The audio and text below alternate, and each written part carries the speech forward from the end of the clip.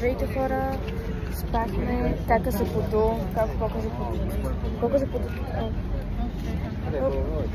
кака се поду, до сега спахме, спирахме по-малко и сега сме пред музея и влизаме да видим Тутанкамон и кой друг? Да.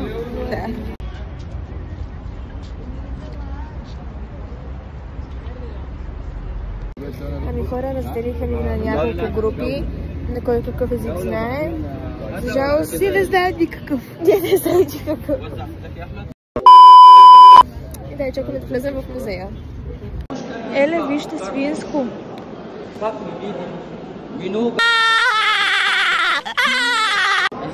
Хора, намерихме истинския свинско.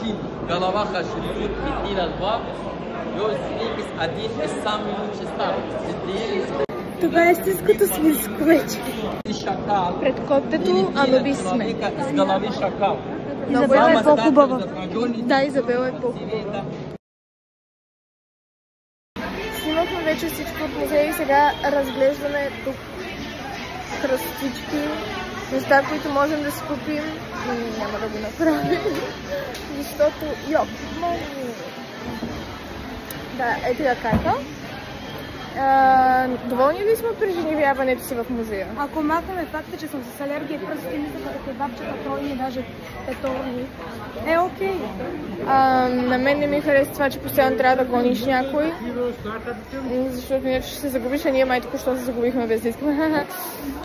И така, хора, с кака сме пред лодките, с които ще плуваме по Нио. Много готино. Не снимахме много на Нио, но ще ви покажа малко клипчета. Да видя.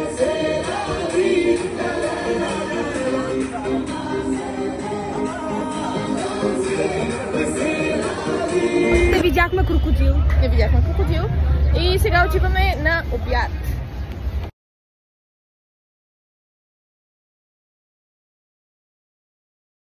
Здравейте хора, преди малко бяхме в етерични масла. На етеричните масла, това от $50 го вземе на 5.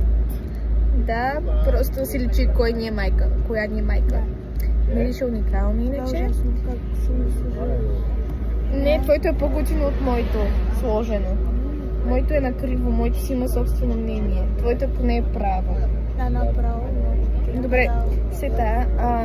И сега сме много гладни, трябва да отидем и до ресторанта, и до пирамидите, и после и до папирусите също трябва да идем. Да, защото това също не е включено. И не знам кога ще се тръгне. Май казаха към 6. Надявам се да е към 6. Да, направихме шопинг, за който мама може да ни убие. Найс! Хора, ядохме най-гнусната храна, която някога сме яли. Безвкусна, само кюфтетата бяха добри, но се получи това от тях. Хора, приключи ни екскурзията и сега се прибираме към Шарм ел Шейх за хотела, защото ни липсва Мириам. Косите ни са отвратителни. Всичко е отвратително, но ще ви пусна малко видео от всичко, което се случи, защото не съм снимала. При пристигането ни в Гиза отидохме първо при Хеопсовата пирамида, наснимахме се и тогава дойде нашия ред да се качим на камила. Повозихме се около двете пирамиди, които са най-близо една до друга и след това отидохме при най-далечната, за да си направим няколко снимки. След това отидохме на Сфинкса, обаче там си направихме много бързи снимки, понеже имаше прекалено много хора. След това отидохме в музея за папируси. От папируси са се правили хартиите, на които древни египтяни са писали. И единственото нещо, което успях да заснема е ето тази рисунка, нарисувана на хартия от папирус.